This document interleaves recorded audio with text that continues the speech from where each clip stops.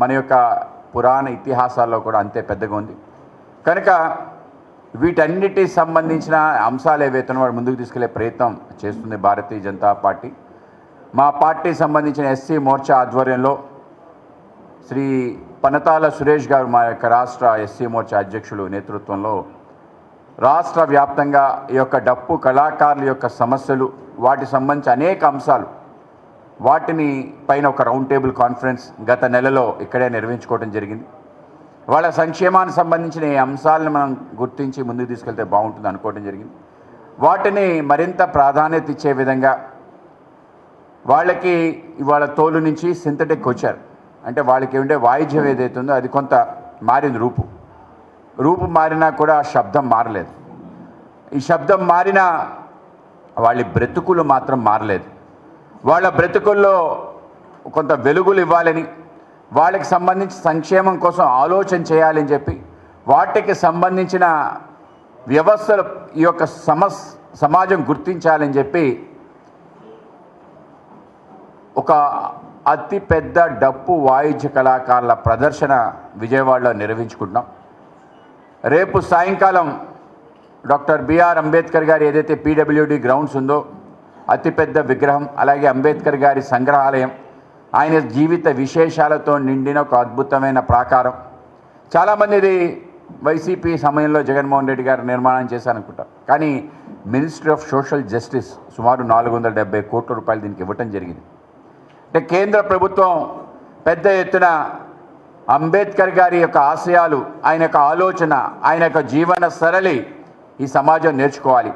కేవలం ఆయన జయంతి వర్ధంతి వేడుకలు చేసి ఆ సందర్భంలో అంబేద్కర్ గురించి మాట్లాడుకోవడం కాదు, నిత్యం అంబేద్కర్ ఏవైతే అంశాల పైన మాట్లాడాడో, ఏ అంశాల కోసం అయితే ఆలోచన చేశాడో, ఏ సమాజాన్ని నిర్మాణం చేయాలో ప్రయత్నం చేశాడో, రాజ్యాంగంలో ఏ హక్కులు సాధించి వాళ్ళకి ముందుకు తీసుకెళ్లే ప్రయత్నం చేశాడో వాటన్నిటిని కూడా నిక్షిప్తం చేస్తూ నరేంద్ర మోడీ గారు ప్రధానమంత్రి అయిన తర్వాత, నేను ఈరోజు ప్రధానమంత్రి అయ్యానంటే డాక్టర్ బిఆర్ అంబేద్కర్ గారిని పుట్టకపోతే నేను ఈ స్థానానికి వచ్చి ఉండేవాడిని కాదు అంటూ ప్రారంభించి పంచతీర్థాలని చెప్పి ఆయన యొక్క పుట్టిన స్థానం మావో కానీ, ఆయన చదువుకొని పెరిగిన ప్రాంతం లండన్లో ఉండే ఏదైతే అలాగే కొలంబియా విశ్వవిద్యాలయం కానీ, అలాగే అమెరికాలో ఉండే కొలంబియా విశ్వవిద్యాలయం కానీ, అలాగే లండన్లో ఆయన ఎక్కడైతే చదువుకున్నాడో దాన్ని కొనుక్కోవటం, అలాగే అలీపూర్ 26 అలీపూర్ రోడ్ ఎక్కడైతే ఆయన రాజ్యాంగం రచించడానికి సమయం వెచ్చించాడో ఆ యొక్క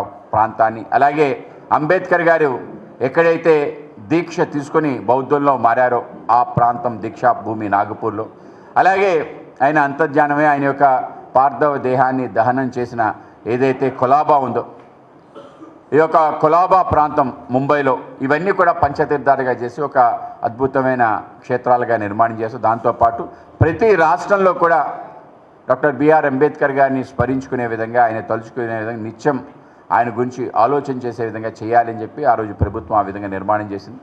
దానికి మెయింటెనెన్స్ కూడా పెద్ద ఎత్తున చేసే ప్రయత్నం చేసింది. అయితే దురదృష్టం ఏంటంటే అనేక రకాల కారణాల కారణంగా దానికి ఏ గుర్తింపు రావాలో ఆ విధంగా రాలేదు. తప్పనిసరిగా భారతీయ జనతా పార్టీ ఎస్సీ మోర్చా ఆధ్వర్యంలో రేపు డప్పు కార్యక్రమం అక్కడే చేయాలని చెప్పి, తద్వారా ఆ యొక్క ప్రాంగణం వినియోగించుకోవాలని, ఆ విధంగా డాక్టర్ బిఆర్ అంబేద్కర్ గారి యొక్క పూర్తి స్థాయిలో ఆయన యొక్క ఆలోచన, ఆయన యొక్క ఆశయాలు ప్రజల్లోకి వెళ్ళే విధంగా నిత్యం ప్రజలు సందర్శించాలని, దానికి మంచి వ్యవస్థ చేశారు. ఆడియో విజువల్ షోస్ చేశారు, మంచి 3 డైమెన్షనల్ ఆయన యొక్క జీవిత చరిత్ర పెట్టడం జరిగింది, అనేక డిజిటల్ ఫార్మాట్లో పెట్టడం జరిగింది, ఆయన చదివిన పుస్తకాలు అక్కడ పెట్టడం జరిగింది.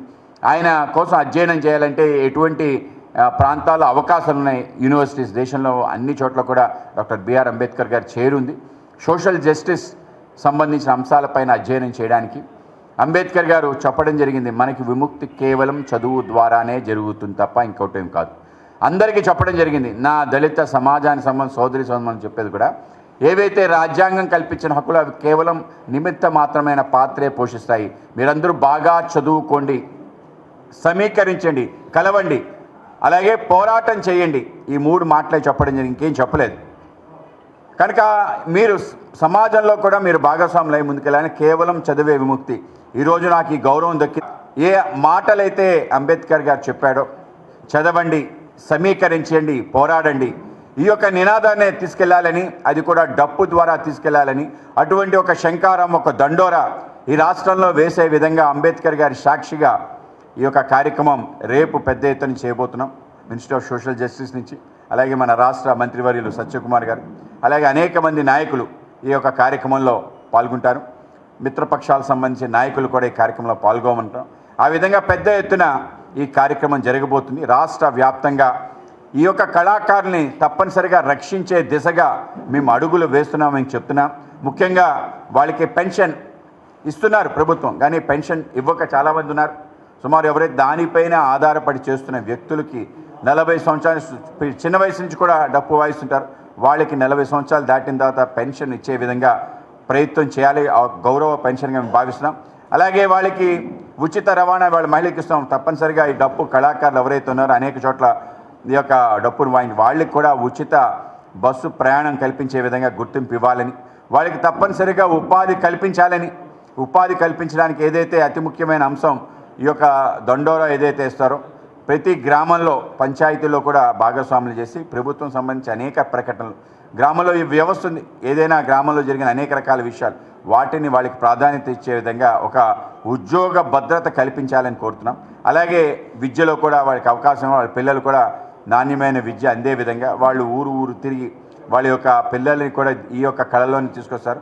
ఈ కళ నేర్చుకుంటూనే పిల్లలకి చదువు నేర్పించేటట్టు ఈ కళాకారుడు ఏ పాఠశాలలో ఉన్నారో మిగతా వాళ్ళందరికీ ఒక డప్పు నేర్పించే విధంగా వ్యవస్థ నిర్మాణం చేయాలని, అలాగే ఈ యొక్క దేవాలయాల వ్యవస్థలో అత్యంత ప్రాధాన్యత కలిగిన వ్యవస్థ ఇది.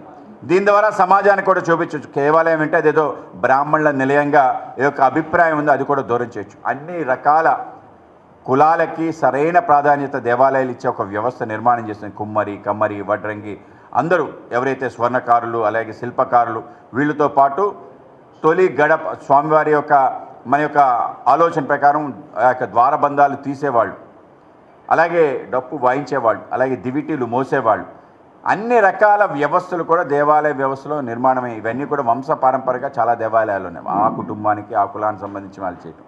మనందరికీ సన్నిధ గొల్ల తెలుసు. శ్రీ తిరుమతి వెంకటేశ్వర స్వామి యొక్క ఆ యొక్క తాళం తీసి ఆ యొక్క డోర్ ఓపెన్ చేసే సాంప్రదాయం ఒక కుటుంబానికి, ఒక గొల్ల కుటుంబానికి ఇవ్వటం జరిగింది. మొదటి ఎందుకంటే ఆ రోజు సంరక్షించాడు స్వామివారిని ఆ పొట్టలో అని చెప్పి, రోజు పాలు పోసారని చెప్పి ఆ గొల్లవాడు యొక్క కారణంగానే స్వామివారు వెలిశారనే నాణ్యత కనుక ఆ విధంగా. అలాగే అన్ని రకాల వ్యవస్థలు అక్కడ